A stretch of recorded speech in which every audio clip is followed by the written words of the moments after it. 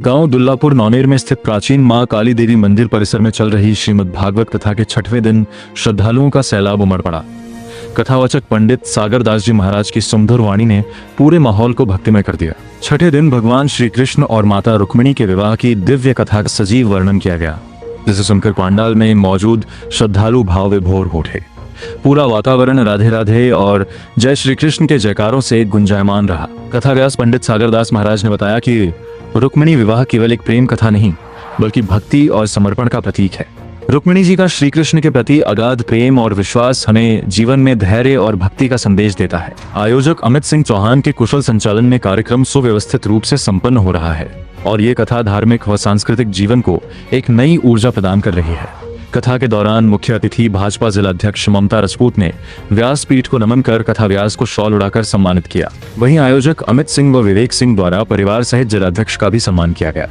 इस दौरान ममता राजपूत ने कहा कि कथा श्रवण से हमारे पाप पुण्य में बदल जाते हैं और बच्चों में अच्छे संस्कार आते हैं, इसलिए हमें समय समय पर कथाओं का आयोजन व श्रवण करते रहना चाहिए। इस भव्य आयोजन में योगेंद्र सिंह चौहान और विमला देवी ने परीक्षित के रूप में कथा श्रवण की। इस मौके पर यज्ञपति रविंद्र सिंह चौहान, उपमा चौहान, अमित चौहान, निशा चौहान, विनीत चौहान, सुमित चौहान, संदीप सिंह, घनश्याम, सनी चौहान, मानेंद्र चौहान, कुंवर विवेक प्रताप सिंह, मनोहर सहित भारी संख्या में महिलाएं, युवा और ग्रामवासी उपस्थित रहे। ग्रामीणों ने पूरे आयोजन को सफल बनाने में दिन रात सहयोग किया है। कल कथा का अंतिम दिन होगा, जिसमें श्री कृष्ण विद्य संवाद और सुदामा चरित्र जैसे मार्मिक प्रसंग सुनाए जाएंगे। संवाददाता विवेक सिंह की रिपोर्ट। उत्सव आनंद है। भगवान के 16,108 विवाहों का वर्णन है। तो कल चूँकि आज प्रथम विवाह है, कल जब अन्यत्र विवाहों का वर्णन आएगा तो भगवान ने इतने विवाह क्यों किए? क्योंकि साधारण रूप से कोई व्यक्ति एक से दूसरे विवाह का विचार नहीं कर सकता। यदि कोई कर भी लेता है तो उसे क्या जीवन समस्याएं होती हैं। और भगवान ने 16,108 विवाह किए हैं। आज तो प्रथम विवाह था, तो उन विवाहों को भगवान ने क्यों किया, उससे समाज का क्या भला रहा, तो कल ये पूरा सार निकल के आएगा, तब आपको समझेंगे। भागवत कथा सुनने से लोगों को क्या फायदा मिलता है? सबसे अच्छा है कि मन की व्यथा मिटती है, मन की पीड़ा मिटती है, मन को यहाँ शांति मिलती है कथा में आकर। कथा में किसी नास्तिक व्यक्ति को भी आके आप लाके बिठा देना और 3-4 घंटे वो कथा सुनो, उसके बाद आप उससे पूछना तो वो कहेगा हाँ मेरे मन को शांति मिली, और वह ईश्वर की अनुभूति करेगा कथा में आने की।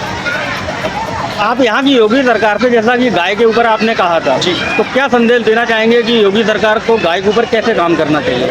हम सरकार से यही प्रार्थना करना चाहते हैं, थोड़ा सा और सजगता से इस पर काम होना चाहिए। जैसे आपने गौशालाएं खुलवाई, ग्राम प्रधानों को जिम्मेदारी दी, लेकिन कुछ लोगों को और नियुक्त करें और समय समय पर गौशालाओं की जाँच करें।